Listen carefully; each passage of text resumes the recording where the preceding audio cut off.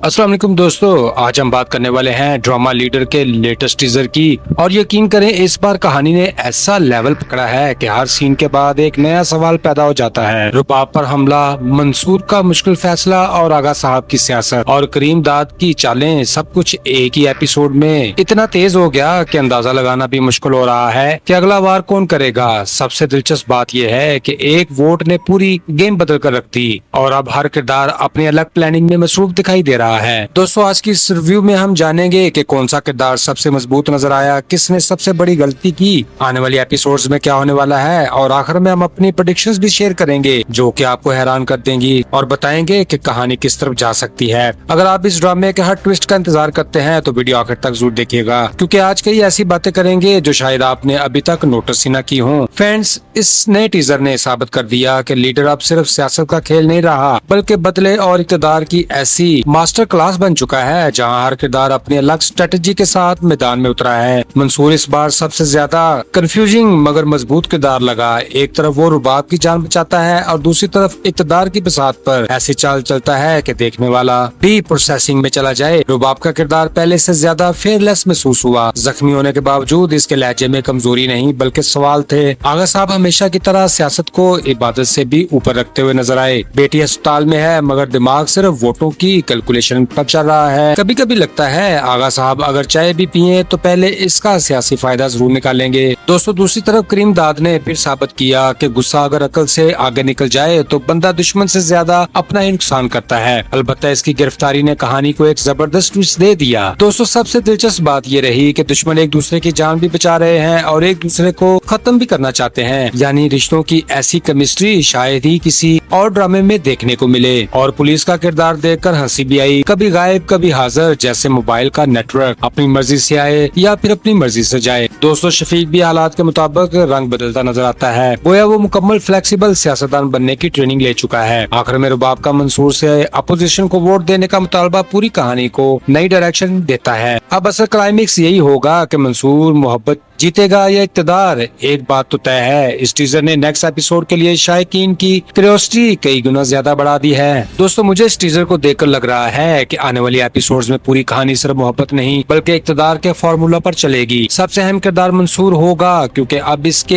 एक वोट की प्रायोरिटी सबसे ज्यादा बढ़ चुकी है। मेरा अंदाजा यही है कि वो जल्दी कोई बड़ा फैसला नहीं करेगा बल्कि हर तरफ से हकीकत जानने की कोशिश करेगा। और रुबाब भी पहले वाली नरम मिजाज लड़की नहीं रही बल्कि वो अपने बाप और अपने दिल के दरमियान एक मुश्किल बैलेंस बनाने की कोशिश करेगी। दूसरी तरफ आगा साहब हर हाल में हुकूमत बचाने के लिए नई अलायंस ढूंढेंगे, जबकि इनके मुखालिफ भी कोई नया खुफिया ब्लूप्रिंट तैयार करते दिखाई देंगे। और करीम दाद की गिरफ्तारी कहानी का इख्तिताम नहीं बल्कि एक नया चैप्टर साबित हो सकती है, क्योंकि ऐसे किरदार अक्सर जेल से भी खेल बदलने की ताकत रखते हैं। लगता है कि जल्द कई छुपे हुए राज सामने आएंगे और कुछ ऐसे लोग भी बेनकाब होंगे जिन्हें अब तक सब अपना समझ रहे थे। दोस्तों, दिलचस्प बात ये होगी कि दुश्मन और दोस्त की पहचान बार बार बदलेगी, इसलिए हर एपिसोड में नई हैरत मिलने का इम्कान है। तो फ्रेंड्स, जहाँ तक एंडिंग का तल्लक है तो महसूस यही होता है कि राइटर सिर्फ हीरो की जीत दिखाकर कहानी खत्म नहीं करेगा बल्कि एक ऐसा आउटकम सामने लाएगा जहाँ हर किरदार को अपने फैसलों की कीमत चुकानी पड़े। मुमकिन है मंसूर आखिर में सच्चाई के हक में खड़ा हो जाए, चाहे इसके बदले इसे अपनी मोहब्बत या सियासी फायदा कुर्बान क्यों न करना पड़े। और रुबाब भी शायद अपने बाप की अंधी हमायत छोड़कर इंसाफ का साथ दे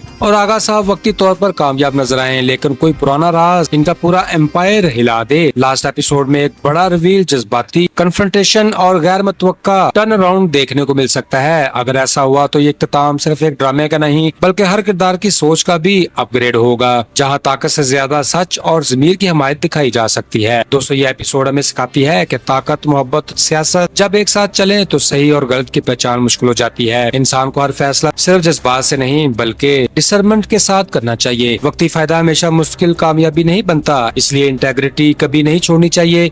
मंसूर और रुबाब की कश्मकश ये बताती है कि सच तक पहुंचने के लिए सब्र और रेजिलियंस जरूरी है। आगा साहब का किरदार याद दिलाता है कि इख्तियार अगर इंसानियत से खाली हो जाए तो डोमिनेंस भी बेमानी रह जाती है।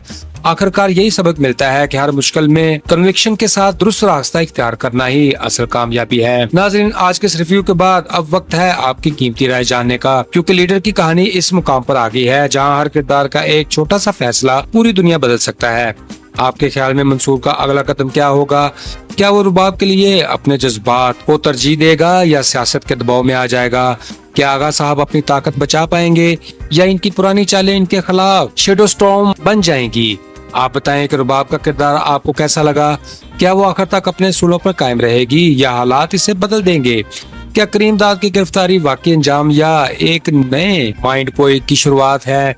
और क्या मंसूर और रुबाब की मोहब्बत दोबारा जुड़ सकेगी या ये रिश्ता सिर्फ एक अधूरी कहानी बनकर रह जाएगा? हमें कमेंट में जरूर बताएं कि आपके मुताबिक ड्रामे की एंडिंग कैसी होनी चाहिए। कौन सा किरदार सबसे ज्यादा ताकतवर साबित होगा? किस किरदार ने सबसे बड़ी गलती की और किसकी वापसी कहानी का सबसे बड़ा फैट फ्लिप बन सकती है? आपकी राय हमारे लिए बहुत अहम होती है। दोस्तों, अगर आपको हमारा ये तज़किया पसंद आया हो तो वीडियो को लाइक करें, शेयर करें और चैनल को सब्सक्राइब करना ना भूलें। मिलते हैं नेक्स्ट वीडियो में, तब तक खुश रहें, खुशियां बांटें और अपने भैया को दुआओं में रखें याद। Goodbye, see you again.